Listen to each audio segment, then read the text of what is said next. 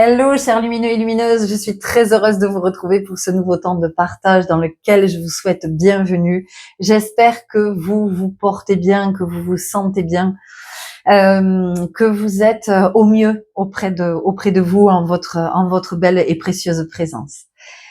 Aujourd'hui, je vous amène dans un espace dans lequel je suis en ce moment guidée à œuvrer. Alors, individuellement et collectivement. Le chakra racine. Je vous ai dit que ce mois de novembre, je sentais une très forte stimulation du chakra sacré. J'en ai parlé dans la guidance. Je glisserai ou peut-être c'était la dernière que j'ai partagée, je sais plus. Bon, soit vous l'aurez à la fin, soit il y aura le lien dans le descriptif pour celles et ceux qui n'ont pas pris le temps, qui n'ont pas eu l'appel et qui là seraient inspirés. Allez écouter ce contenu. J'ai parlé donc de ce chakra sacré, mais pour que ce chakra sacré soit nourri, il est fondamental que l'énergie circule depuis le chakra racine. Le chakra racine, Muladhara, c'est le chakra au rouge, représenté par la couleur rouge, qui est celle du sang, et de la vie, et de l'énergie de vie. Ce chakra racine qui se situe au niveau de votre coccyx. Voilà. Alors moi, je vous invite à vous tenir debout, vraiment, avec vos pieds bien à plat, essayez d'être le plus droit possible, et de poser la main au niveau du coccyx afin de sentir ce point vraiment qui est votre point de connexion à la terre, qui vous permet votre pleine incarnation, qui vous permet de prendre votre place. Ce chakra racine, il vient nous parler de sécurité, mais pas de la sécurité matérielle, financière. Je ne parle pas de cette sécurité. Je vous parle de la sécurité intérieure, de ce qui fait que quand on est connecté, quand on est vraiment, parce que quand on est ancré, qu'est-ce qui se passe? On est vraiment avec cette rencontre, cette connexion avec la présence. Et plus on va contacter la présence, plus on va se sentir en sécurité. Cette présence, c'est le divin en vous. Donc c'est ce qu'il y a de plus grand, de plus puissant, de plus sécurisant. Parce que c'est votre part la plus élevée. Donc, ce chakra racine qui vient effectivement assurer notre sécurité, notre stabilité, le fait qu'on puisse être dans le discernement et le fait qu'effectivement on puisse ne pas être inquiété toutes les 3 secondes. Et je vous ai partagé récemment un contenu dans lequel je vous amenais à vous interroger si vous êtes dans ce mouvement, parce que vous savez que tout ce que je propose, je dépose là. Encore une fois, ça reste toujours mon point de vue, ce que je comprends, ce dont je pense être consciente, ce que je vis, de mes expériences, tout ça. Donc c'est un point de vue, c'est une approche. Je vous ai partagé donc un contenu dans lequel il y avait une invitation à regarder de est-ce que dans ma vie jusqu'à maintenant j'ai mis en place ce qui me sécurisait ou bien je vais du côté de ce qui me fait vibrer.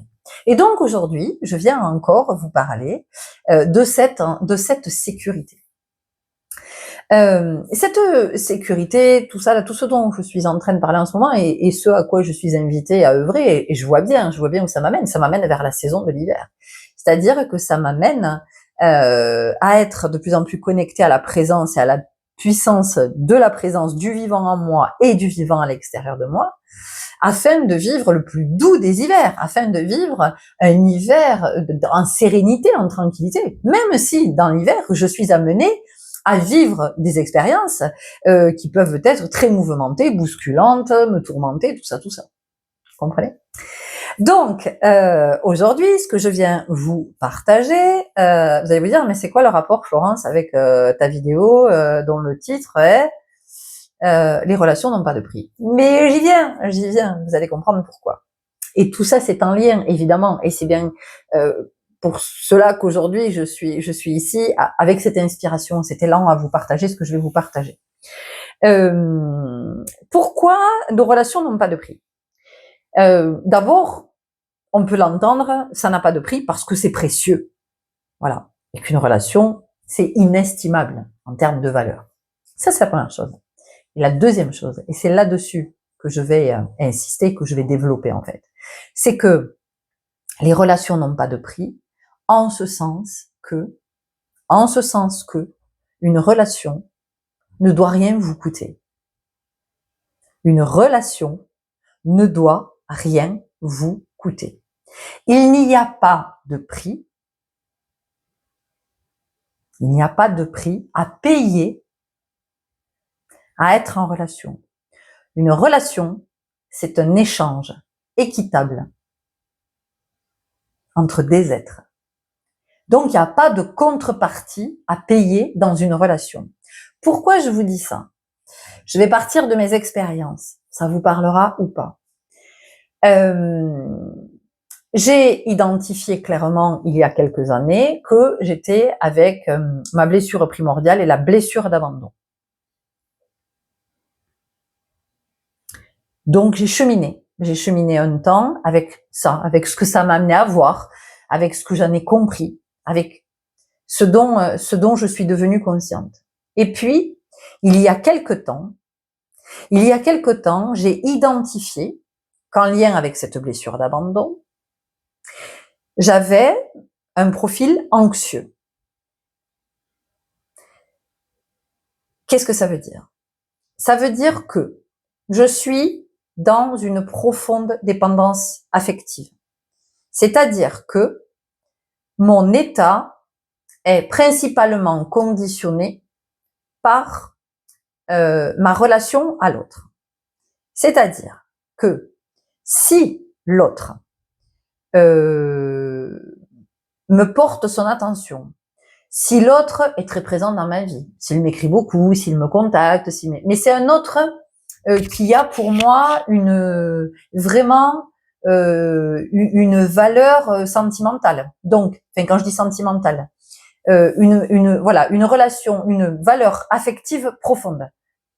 Parents, frères, sœurs, relations sentimentales, amis, vous voyez, voilà, des êtres, c'est pas n'importe quel être, hein. C'est vraiment des êtres pour qui il y a une profonde affection. Et donc, si ces êtres-là sont oui, ils me portent de l'attention, de l'intérêt, ils m'écrivent, ils me disent combien je suis importante pour eux, alors là, j'ai tout en moi qui se réveille. Et là, je me sens essentielle. Je me sens essentielle, je suis dans la créativité, je suis dans la joie, je suis dans l'intensité, je suis dans une énergie, j'entreprends et j'ai envie et je suis enthousiaste et je communique et vous voyez, il y a tout ça. Et puis, si ces êtres, à un moment donné, pour X ou X raisons, me portent moins d'attention, m'écrivent plus, me laissent dans le silence, voyez, comme ça, sans explication, sans rien, disparaissent de ma vie, je me sens comme une merde. Et là, c'est la remise en question complète. Je suis pas assez. Qu'est-ce que j'ai dit? Qu'est-ce que j'ai fait? Qu'est-ce que j'ai pas dit? Qu'est-ce que j'ai pas fait? J'aurais dû dire, j'aurais dû faire, j'aurais pas dû dire, j'aurais pas dû faire. Je suis pas assez ceci, je suis pas assez cela, je suis trop cela, je suis trop. Et donc, quasiment toute ma vie, je me suis, sans être consciente de tout ça, je me suis réinterrogée sur ce qui n'allait pas chez moi.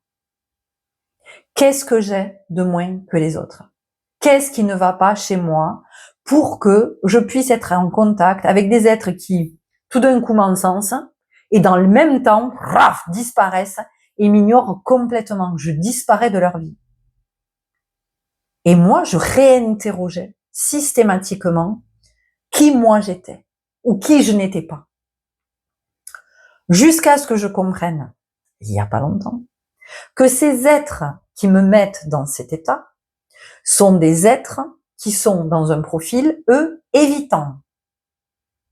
C'est-à-dire que moi, anxieuse, je cherche la présence de l'autre, j'ai besoin de la présence de l'autre pour me sentir exister, validée, légitimée, essentielle, importante, intelligente, belle, créatrice, créative, inventive, tu vois, tout ça, j'ai besoin de l'autre. Et l'autre, l'évitant, Qu'est-ce que ça dit? Et ça dit que lui, ça le stresse, en fait. Donc, pendant un temps, il peut être là, mais à un moment donné, inévitablement, celui-là va être en retrait, parce qu'en fait, moi, le fait que plus je vais vers ça, parce que ça me nourrit, l'autre, plus ça l'étouffe. Et donc, toutes ces années, je me suis réinterrogée, je me suis dit que j'étais dysfonctionnelle, mais à aucun moment, je ne me suis dit que c'était la relation qui était dysfonctionnelle. C'est-à-dire qu'au sein de cette relation, chacun avec son profil, parce qu'il faut savoir que le profil anxieux attire le profil évitant, c'est le match parfait, c'est le match le plus déglingo, mais c'est le match parfait. C'est le match parfait parce que, en fait, nos blessures s'appellent. Nos blessures s'appellent. Après, ce qui est intéressant avec l'évitant, quand on est anxieux, et certainement de l'autre côté, mais ça je peux pas vous le dire parce que je ne suis pas évitante. L'évitant, c'est celui qui a du mal à s'engager, hein. C'est vraiment celui qui peut se sentir très vite submergé par ses émotions. L'anxieux, lui, il est dans l'intensité, il a besoin de l'intensité, et par contre, l'évitant, l'intensité pour lui, c'est l'angoisse, il en peut plus, ça le submerge, c'est trop. Alors que nous, on a besoin de l'intensité. Et donc, c'est le match parfait en ce sens que, en tout cas moi, c'est ce qui m'a permis d'identifier tout ça, d'identifier l'abandon, d'identifier la dépendance, le profil anxieux.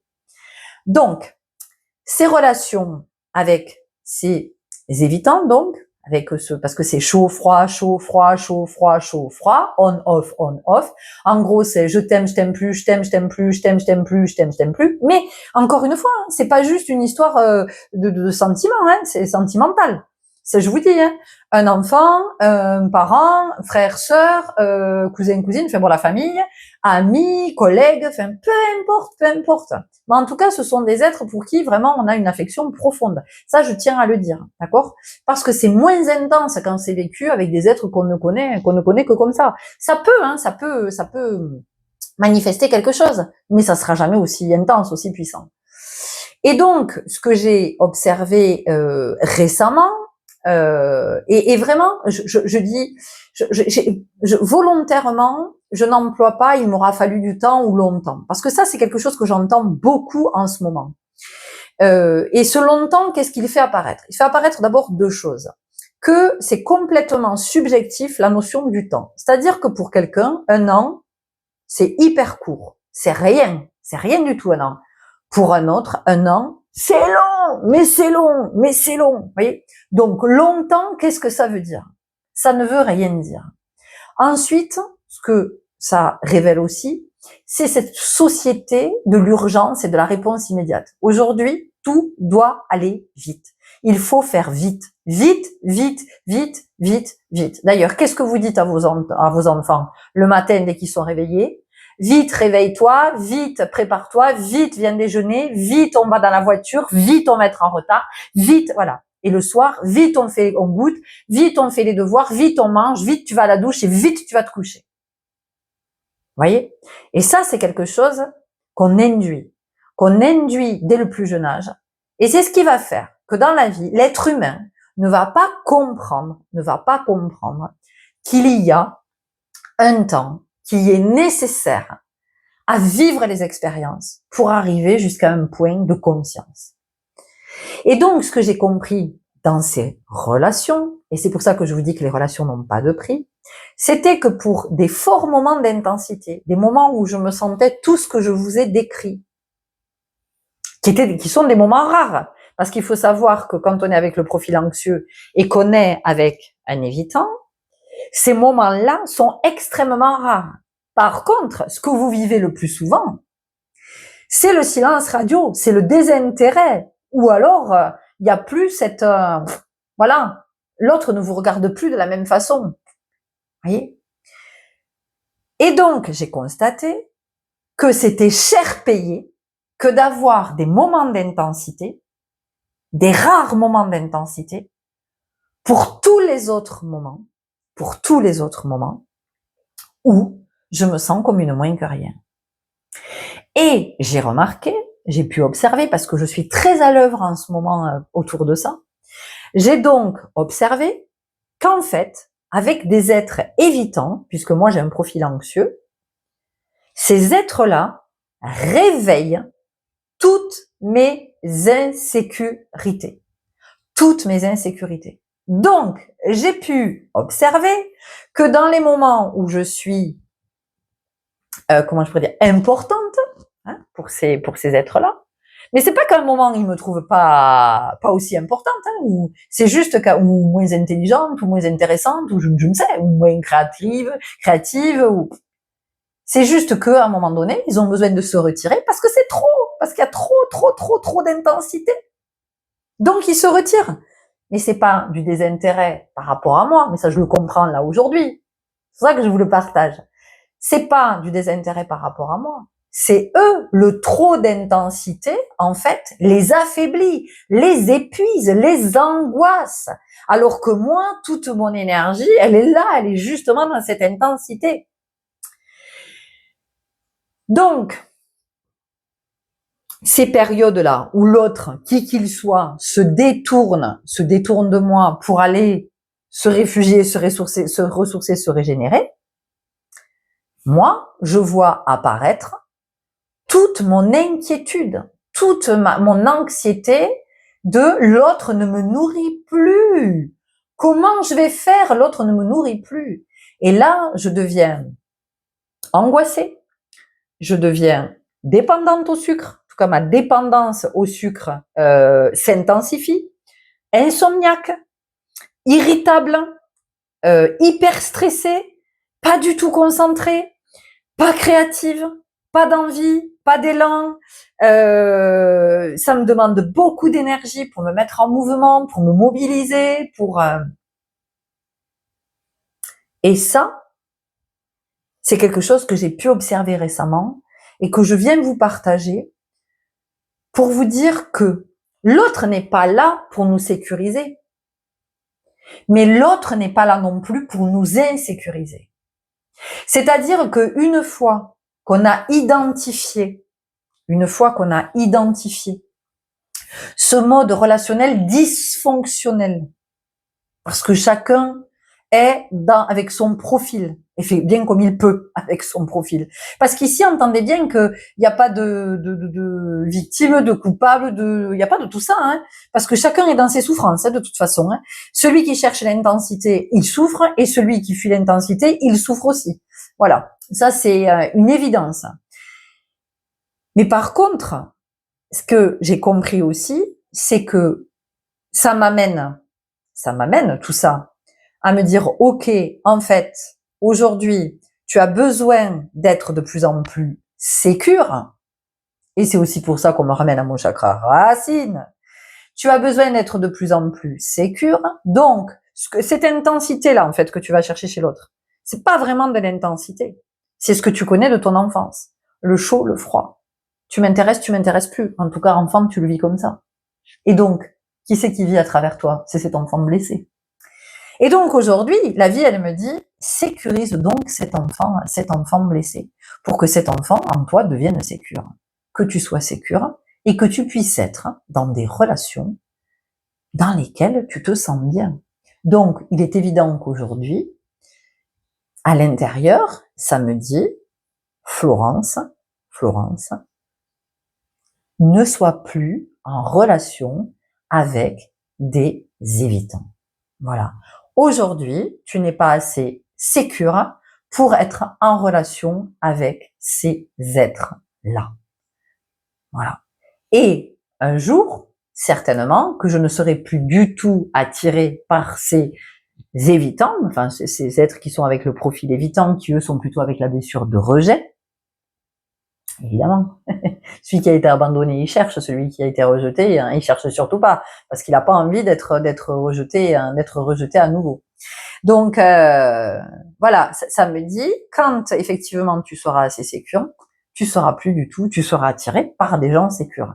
Et donc, vraiment ce que je voudrais vous partager aujourd'hui, moi je suis pas en train de vous dire quittez votre compagnon, quittez votre compagne, pas du tout ce que je suis en train de vous dire. Je suis en train de vous partager ce que je comprends de ce que je vis, depuis finalement que je suis enfant, et qui a pu s'intensifier au cours de ces dernières années pour que je vois, pour que je puisse voir, pour que je puisse mettre à jour. Alors je vous le dis, ça a commencé par la blessure d'abandon, l'identifier. Ça, il y a eu une confirmation de la dépendance affective que je sentais depuis très très longtemps, de toute façon. Mais en tout cas, la blessure d'abandon est venue m'expliquer pourquoi cette dépendance affective. Et puis, ce qui est très intéressant, c'est que le dépendant affectif, en plus, à côté de ça, est très très indépendant. Il est très très indépendant. Il aime être seul, il aime prendre ses décisions tout seul, il aime faire sa vie, le dépendant affectif. Tu vois, c'est ça aussi tout le paradoxe. C'est pour ça que c'est pas évident à identifier. Et jusqu'à ce que j'identifie que, eh oui, j'ai un profil anxieux.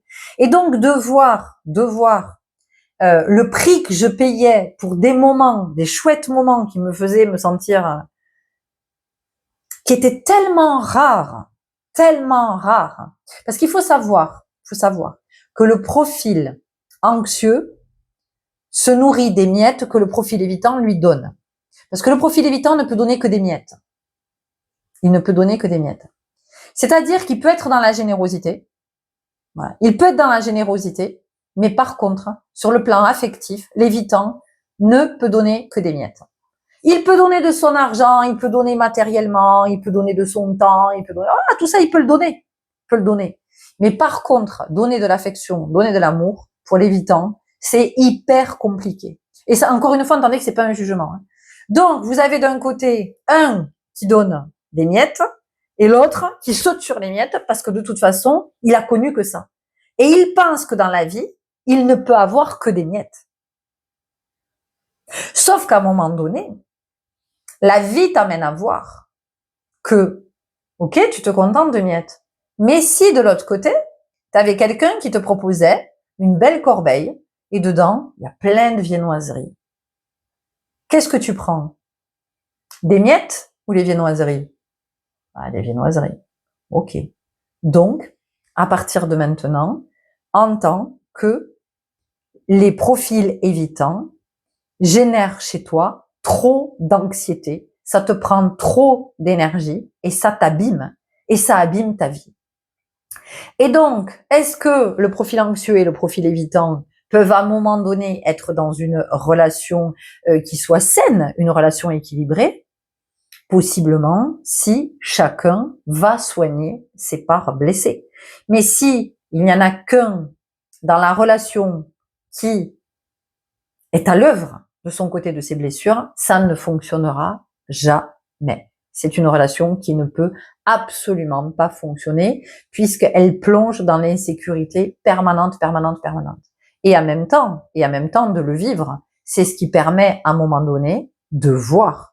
Voilà, de voir comme j'ai pu voir et me dire waouh, ok, ça révèle ça, ok, machin, ok. Oh, mon Dieu, mais alors même que moi je croyais que ces relations elles étaient géniales. Je pensais que ces relations, elles étaient super parce qu'il y avait des grands moments. Mais encore une fois, ne restez pas sur le plan sentimental et amoureux. Hein. Enfin, essayez de le voir vraiment au sens le plus. Après, il est évident qu'avec sur le plan amoureux, il y a l'intimité qui se vit. Donc oui, ça vient rajouter. Et donc ça peut aussi avoir des conséquences de mais mon Dieu je suis plus désirable et mon corps ne lui plaît plus et il faut que je mincisse ou il faut que je grossisse ou il faut que je me muscle. Et, voyez jusqu'où ça peut mener hein, quand même ces relations. C'est pour ça que je vous dis que les relations n'ont pas de prix. C'est-à-dire qu'il n'y a pas de contrepartie. Voyez, quand on nous dit oui de toute façon une relation il faut faire des compromis, il faut faire des sacrifices, il faut mais j'ai envie de vous dire hein, d'où ça sort ça, d'où ça vient.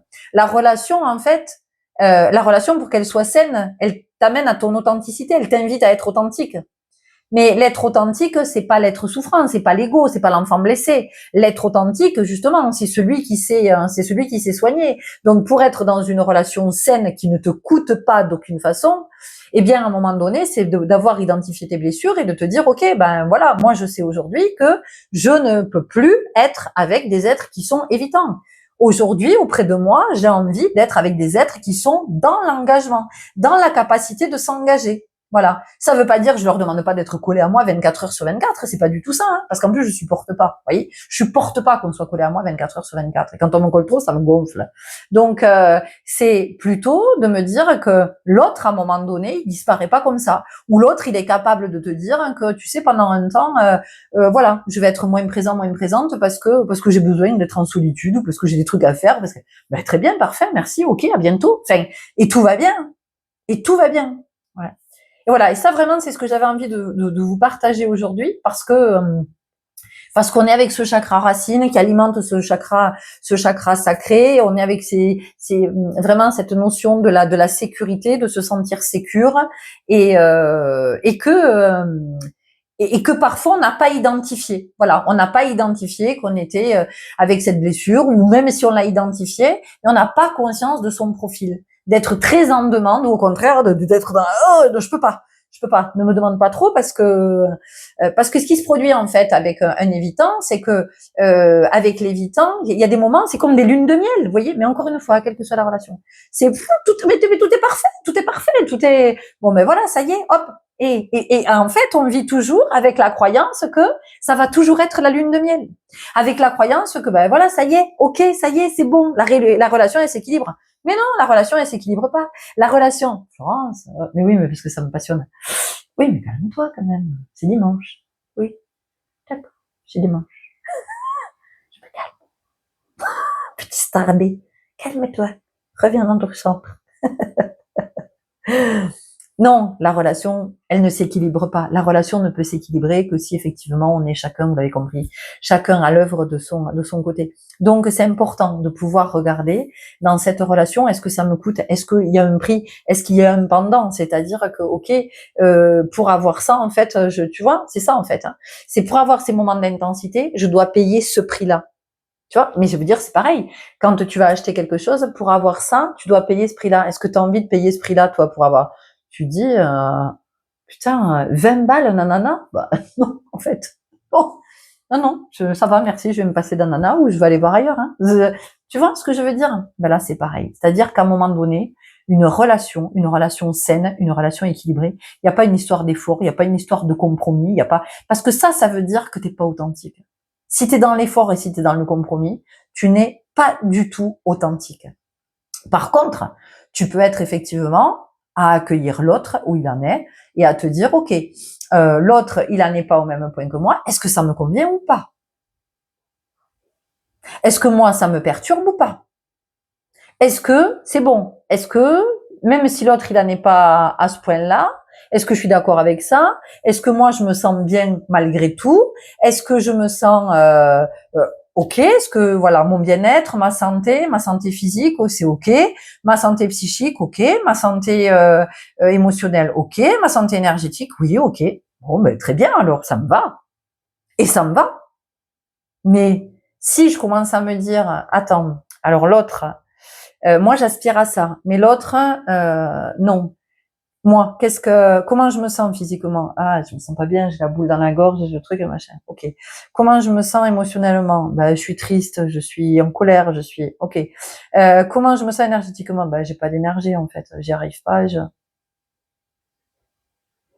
Est-ce que quelque part, il y a quelque chose qui dit que je dois payer ce prix-là pour avoir des petits moments de joie et de bonheur. C'est important de pouvoir le regarder. Alors bien sûr que ça vient me bousculer, hein. Évidemment que ça vient me bousculer, parce qu'à un moment donné, il y a quelque chose en soi qui dit, ouais, j'ai de l'affection pour cette personne. Par contre, ben, je vais être à distance de cette personne, parce qu'en fait, c'est pas ok pour moi. Ça me plonge dans trop d'insécurité. Et c'est pas être dans le déni et de dire, ok, moi je suis dans la fuite de cette personne-là parce que non, elle m'insécurise trop. Oui, effectivement, je ne veux plus ça parce que je ne veux plus vivre ces états. Et en même temps, c'est comment moi je suis à l'œuvre au quotidien, tranquillement, pour essayer de me sécuriser. Et encore une fois, comme j'ai dit dans l'autre vidéo, c'était cette notion de se sentir en sécurité, ben c'est déjà de regarder tout ce que vous avez vécu dans votre vie, tout ce que vous avez dépassé, tout ce que vous avez affronté, surmonté, tout ce que vous avez transcendé. C'est comme ça que vous pouvez avoir foi en vous, de vous dire, mais oui, mais bien sûr que je suis présente pour moi. Bien sûr que j'ai traversé tout ça. Bien sûr que je sais que je peux compter sur moi. Bien sûr que je sais que, tu vois, c'est ça en fait le truc. Voilà, c'est ce que j'avais à cœur de vous partager aujourd'hui. Parce que je l'ai identifié, et que possiblement ça peut vous éclairer, un endroit où vous êtes en train de souffrir plus et de pas comprendre et d'essayer d'insister voilà, et puis vous toujours de vous dire parce que il faut savoir que on est beaucoup dans la blessure avec ce profil anxieux, et je ne peux encore vous parler que du profil anxieux, je ne suis pas évitante, donc peut-être que si vous êtes vous un profil évitant, vous allez dire mais moi je ressens la même chose, t'inquiète pas, hein, la culpabilité, le truc et le machin, enfin vous voyez. Et si vous avez envie de nous partager, merci pour vos partages. Euh, mais euh, mais voilà, hein, toujours de la culpabilité, à me dire oh là là, mais je suis trop ceci, je suis trop cela, je suis pas assez ceci, je suis pas toujours dans la culpabilité, et toujours de ma faute, c'est de ma faute. Si la relation fonctionne pas, c'est de ma faute. Si machin, c'est de ma faute. Alors je vais faire encore plus d'efforts, alors je vais faire encore plus de. À quel moment j'arrête de me maltraiter en fait? À quel moment je comprends? À quel moment je comprends que nos deux profils sont incompatibles? À quel moment est-ce que je peux me le dire? Que ces deux profils-là sont incompatibles? Voilà. En tout cas, tant qu'ils sont avec ça, avec cette énergie-là. Après, si l'énergie, elle change, à voir si ces êtres-là, du coup, sont compatibles, ou s'ils ne se sont attirés que parce que, il y a finalement, ce match parce que ça vient résonner, hein, parce que alors ça, pour le coup, c'est vraiment des relations miroirs. Vraiment, vraiment des relations miroirs. Donc bon, voilà où j'en suis de ce que j'avais à vous partager. Vous verrez comment ça vous parle, si ça vous éclaire. Peut-être que vous êtes encore plus loin déjà, vous avez cheminé encore plus loin que ça, et de ce que vous aurez envie de nous partager, si vous avez envie de nous partager. Mais encore une fois, hein, comme entendez bien que tous les partages que je vous propose, toutes les guidances, c'est en aucun cas c'est une sorte d'influençabilité, enfin d'essayer de vous influencer ou de vous dire faites ci, faites ça, ne faites pas ci, ne faites pas ça. C'est pas du tout ça. Hein. C'est parce que chacun fait comme il peut, avec qui il est, avec son histoire, avec ses blessures, enfin avec toute sa charge. Voilà, c'est juste que parfois sur le chemin on a besoin d'un éclairage parce qu'en fait c'est ce qui va ouvrir la suite du chemin, c'est ce qui va ouvrir une autre porte, il y a un nouveau chemin qui va apparaître, il y a quelque chose qui peut se libérer aussi à l'intérieur, et on peut être à l'œuvre au bon endroit en fait. C'est ça aussi, c'est que ça permet de se déplacer et de se dire ok, en fait maintenant c'est là, je sens bien que c'est ici que j'ai à œuvrer, et ce j'ai à œuvrer, je le fais pas pour l'autre, je le fais pas pour sauver la relation. Je le fais pour moi, parce qu'il arrive un moment où justement, là où on cherchait la relation à tout prix, où on la coûte que coûte. Et vous avez entendu ce que j'ai dit? À tout prix et coûte que coûte. Vous voyez? C'est pour ça que je vous dis que les relations n'ont pas de prix. Là où on cherchait cette relation à tout prix et coûte que coûte, aujourd'hui la relation, on n'en veut plus. On n'en veut plus. Moi, il y a des êtres pour qui j'ai une profonde affection, vraiment, hein, dont j'ai cherché le contact, hein. J'ai vraiment cherché leur contact, mais aujourd'hui, je peux plus être en relation avec ces êtres-là. Je ne peux plus. Il y a quelque chose en moi qui a lâché et qui dit non, en fait. Non, c'est pas ok d'être. Et pourtant, j'ai toujours cette affection pour eux. Hein. Enfin, je veux dire, je suis pas en colère contre eux, je suis pas fâchée, je suis pas dans la rancune, je suis pas. J'ai toujours cette profonde affection pour eux, mais vraiment quoi. Ça va pas changer l'affection que j'ai pour eux. Mais par contre, il y a quelque chose en moi qui me dit que c'est pas ok, et que c'est le plus juste pour moi, c'est d'être à distance de ces personnes. En tout cas, tant que moi, je suis dans ce profil anxieux. Voilà. Après, comme je vous disais, est-ce que j'aurai l'élan de revenir vers ces êtres-là une fois que je serai sécure, si à un moment donné j'arrive à être suffisamment sécure? Je n'en sais rien. Je vous le partagerai si c'est le cas. Mais en tout cas aujourd'hui, ces mêmes êtres dont je cherchais le contact, la compagnie, la présence, aujourd'hui je peux plus être auprès d'eux. Et même, je constate que si ces êtres-là m'envoient un message ou ça me il y a quelque chose qui est très intrusif pour moi. Des messages ou d'avoir de leurs nouvelles, avant ça aurait pu chez moi procurer une grande joie, vraiment, me dire ah chouette tout ça, voilà, mais chouette parce que ah chouette, je suis toujours importante pour lui, pour elle, ah chouette, je compte toujours, oui, il y a ce truc. Et aujourd'hui, ce que j'identifie dans ces messages que je peux recevoir ou ces élans à revenir vers moi, ça va être Florence. Est-ce que cet être revient vers toi avec l'aspiration qui correspond à la tienne? Et je me dis, mais non, en fait. Mais non. Mais non. Parce que je vois bien que c'est toujours les mêmes phrases, c'est toujours la même énergie, c'est toujours, donc je sais que ça n'a pas bougé de l'autre côté. Et donc, aujourd'hui, il y a cette espèce de truc qui se réveille en moi, là, un truc un peu de répulsion, tu vois. Là où avant, il y avait ce truc, ben, aujourd'hui, ça me met à distance parce que ça me dit, et non, Florence, et non. Ou toutes les fois où moi, au contraire, j'ai pu, quand il y avait plus ces silences radio, voilà, qu'il y avait un retour, je sautais sur l'occasion, je me disais, ah, chouette, le retour. Et aujourd'hui, je me dis, non. Et j'en suis même à me dire, ok, maintenant, ce matin, ce que ça me disait, c'est pour ça aussi que je suis dans cet élan sincère, hein, de vous partager tout ça. Et après, je vais développer un petit peu plus, je vais vous expliquer quelque chose. Dans cet élan à vous partager ça, c'est parce que ce matin, il y avait quelque chose qui me disait, ok, qu'est-ce que je fais? Qu'est-ce que je fais la prochaine fois que je reçois un message de cette personne-là?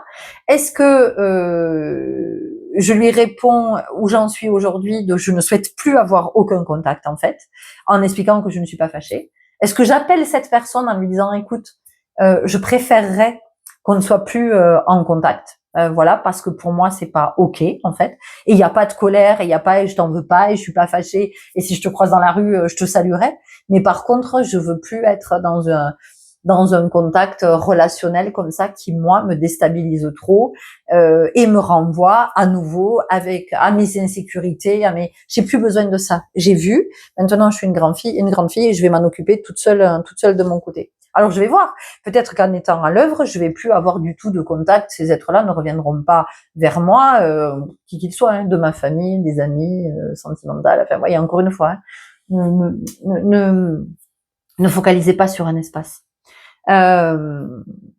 Voilà. Ce que je voulais aussi vous partager par rapport à être en sincérité. Hier, j'ai animé un atelier dansé pour activer justement le chakra racine. Et puis, quand l'atelier a été terminé, que chacun est parti, on est resté un petit groupe. Et en fait, la question, ce qui m'a été posée, ça a été mais comment, en fait, pourquoi tu sais tout ça? Pourquoi tu comprends tout ça? Pourquoi tu conscientises tout ça? Qu'est-ce que machin? Qu'est-ce que ceci? Qu'est-ce que cela? Et donc vraiment, ce que je voudrais que vous entendiez, c'est que tout ce que je vous partage, c'est parce que je vis beaucoup, beaucoup, beaucoup d'expériences. Que je vis beaucoup d'expériences et que toutes ces expériences que je vis, il y a beaucoup de souffrance dans mon parcours, beaucoup, beaucoup de souffrance.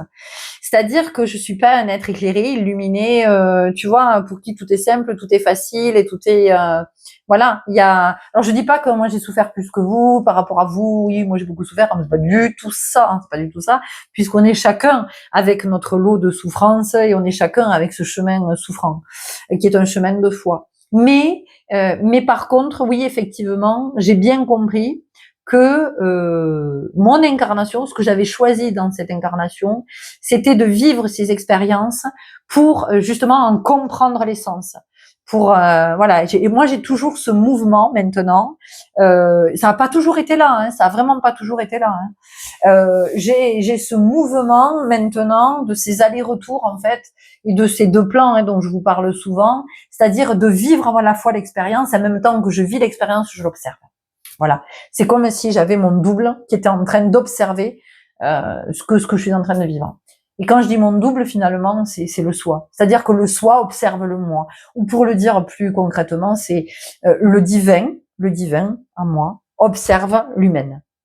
Voilà, donc c'est la déesse, on va dire comme ça. La déesse observe l'humaine vivre. Et ensuite, la déesse peut débriefer et dire à l'humaine, voilà ce que j'ai observé, tu vois, dans ce que tu viens de vivre. Voilà. Donc, entendez bien que parce que hier, ce qui m'était renvoyé, c'est oui, mais pour toi, tout a l'air tellement facile, tout a l'air tellement simple, tout a l'air, tu captes les trucs, alors. Tant mieux si je les capte, parce que ça me permet finalement de pouvoir les partager. Mais après, encore une fois, ce que je capte, ça n'est que ce que je capte. Et ça n'est qu'une approche et ça n'est qu'une vision. Et c'est pas une vision universelle. Et c'est pas parce que ce que je capte, c'est pas parce que je l'ai capté que c'est comme ça et pas autrement. Moi, je vous dis, moi j'ai capté ça, quoi. Ça vous parle pas. Et vous voyez bien que parfois ça vous rencontre, parfois ça vous rencontre pas du tout. Et c'est ok en fait. Et donc ça, c'est important que je puisse vous le préciser. Parce que hier, quelqu'un m'a dit, mais en fait, t'as vachement souffert. Oui, évidemment. Il dit, tu croyais quoi? Que ma vie, c'était un long fleuve tranquille, que c'était... Non, il y a beaucoup de souffrance. Mais à partir de cette souffrance, effectivement, il y a une sagesse qui a émergé. Mais parce que c'est mon incarnation, parce que c'est ce que j'ai choisi dans cette incarnation. Donc, de cette souffrance, effectivement, émerge la sagesse, enfin, en tout cas, une forme de sagesse. Et c'est très, là, quand je vous le dis, hein, encore une fois, vous le savez, hein, enfin, je veux dire, il n'y a pas de supérieur, inférieur, d'élu, de, oh, mon Dieu, quand j'entends tout ça. Bon, enfin, bref, j'arrête avec ça. Non, non, je vais pas arrêter avec ça, d'ailleurs. Je vous le dis vraiment avec beaucoup d'amour et de compassion. Sortez de ces histoires d'élus et de tout ça. Parce que vous vous faites du mal, en fait. Et puis vous vous racontez des histoires hein, qui sont des histoires à dormir debout et qui sont encore une forme de manipulation. Parce que la manipulation, on la retrouve partout. Hein. Vous la retrouvez dans tous les espaces. On parle beaucoup de la manipulation au niveau politique, mais la manipulation, elle est au sein de la famille, elle est partout. Enfin, je veux dire, on est tous à manipuler tout le temps, sans nécessairement en être conscient. Enfin, moi, je l'ai expliqué, hein, j'en ai témoigné hein, dans des vidéos dans lesquelles j'expliquais que, ben oui, quand j'ai compris qu'effectivement j'étais avec la blessure d'abandon, j'ai observé mon comportement qui était en lien avec un lien direct avec cette blessure d'abandon et comment j'ai manipulé, mais sans le savoir, très inconsciemment,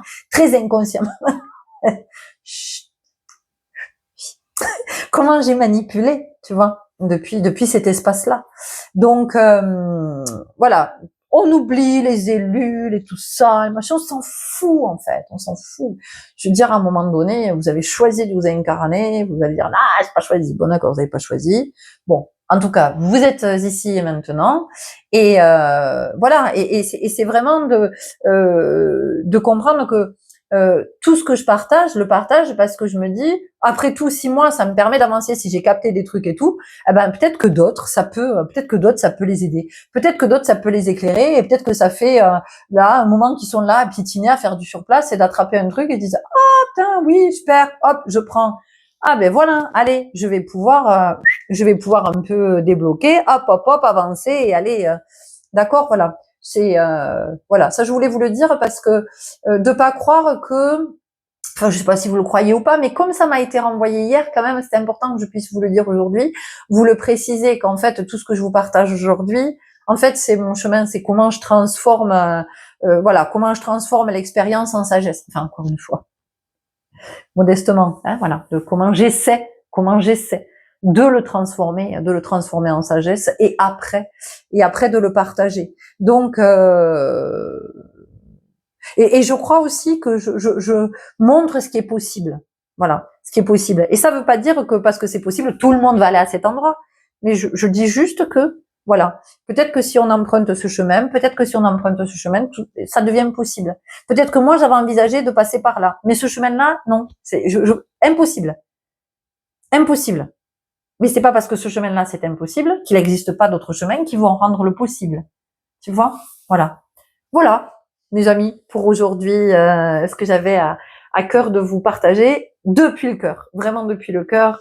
Et vous le savez, en toute authenticité, sincérité, honnêteté, et, pour dire qu'on est tous embarqués dans nos vies, on est tous embarqués dans cette grande et belle aventure fascinante, passionnante et en même temps terrifiante qui fait très très peur, et qu'on est avec nos blessures, on est avec nos croyances, voilà, encore une fois, on est avec toutes nos charges cellulaires, mémorielles, émotionnelles, traumatiques, enfin bon, on est avec tout ça.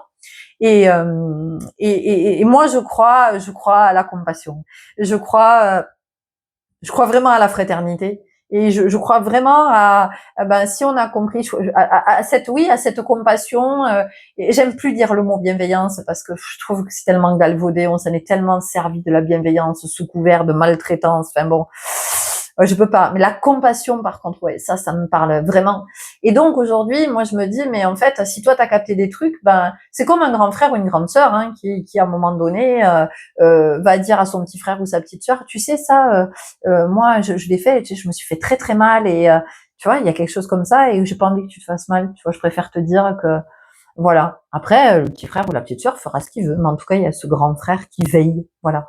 Et et aujourd'hui, enfin vraiment, entendez que tout ce que je vous partage, c'est vraiment en ce sens parce que je crois à la fraternité et que c'est important qu'à un moment donné, on puisse sentir qu'il y a une main qui se glisse dans la nôtre et que cette main, voilà, elle soit là et que quand on regarde, cet autre nous dise peut-être en silence, mais par sa présence ou dans ce qu'il partage, ils nous disent, mais t'inquiète pas, t'es pas seul en fait, t'es pas seul. Voilà, moi je suis là. Alors je vais pas assurer ta sécurité, mais par contre, peut-être que par ma présence ou ce que je te partage ou machin, dans mon énergie, eh bien, il y a quelque chose qui fait que chez toi, il y a quelque chose de l'ordre du sécure qui peut venir s'activer, qui peut venir se mettre en place et se révéler. Voilà, vous prenez soin de vous, mes amours. Je vous souhaite un bon chemin. Bon, on va se retrouver très vite parce qu'il y a quand même beaucoup de mouvements en ce moment. Je crois que nous avons une pleine lune, pleine nouvelle, je ne sais plus, on s'en fout. Bon, en tout cas, il y a une lune qui arrive. Voilà, il y a du mouvement, il y a surtout de la vie. Il y a surtout de la vie, il y a surtout la vie. Il y a surtout tout votre vivant à l'intérieur. Il y a voilà, et il y a cette joie de la vie aussi. Et ça, c'est important de le garder à l'esprit parce que on vit souvent la vie comme une charge, comme un poids, alors que la vie, c'est un grand terrain de jeu et pour le jeu aussi, et pas pour le moi, et qui nous fait de très très belles propositions. Voilà. Je vous dis à tout bientôt. Salut.